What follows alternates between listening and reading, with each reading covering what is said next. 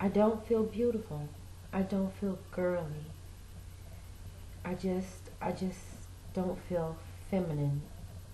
Now, the statement that came from this particular individual was not a sexualities issue, but more of a cry out from a woman who has lost her feminine identity. So basically, she's feeling less than a woman because she's single, and she's been single for quite some time. She feels lonely, and she has arrived at the place where she's comfortable enough to verbalize it and release it, to get it off her chest. She's over 40, and so there's a component of fear around being alone, about dying alone, and there's a relevance. She's relating this to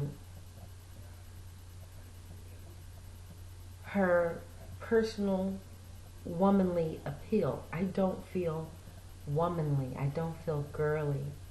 I don't feel feminine.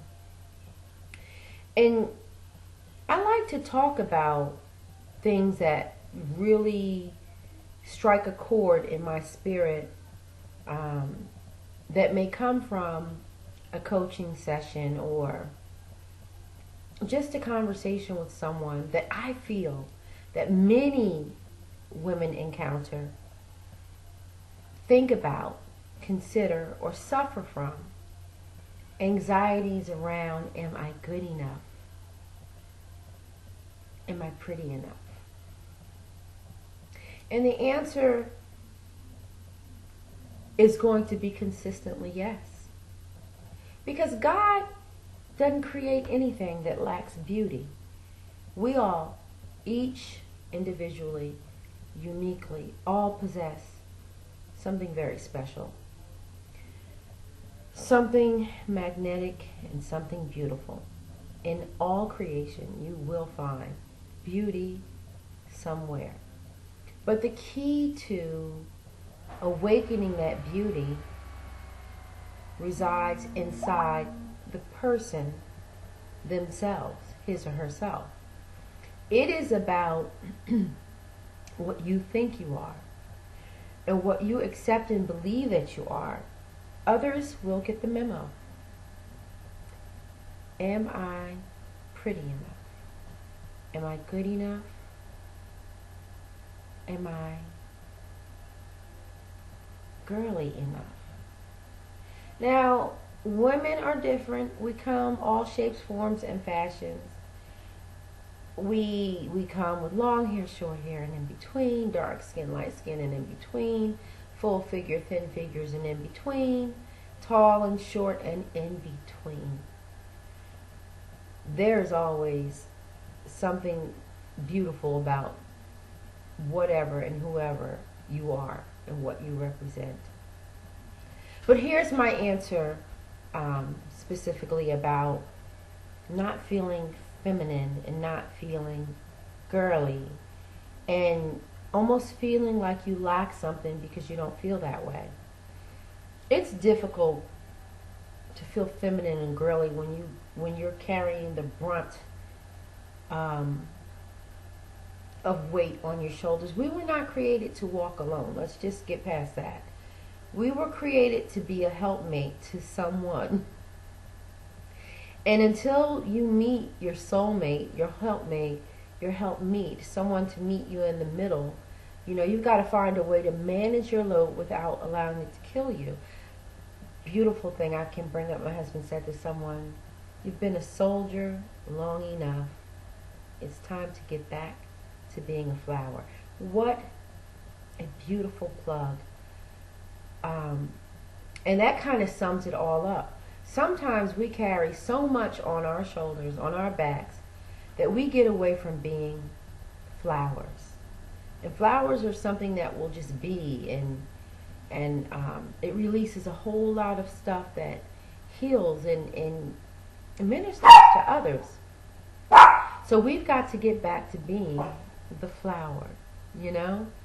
And in doing so, sometimes you got to let go and let God take all of that heavy. Lucky, be quiet. I am in the middle of something important.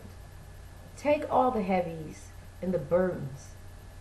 God said, my yoke is easy and my burden is light. And he means it when he says that. Believe me, I know you go, I can go to God and say, the burden is yours, but at the end of the day, I still got to pay that bill. I've still got to take care of these responsibilities, etc.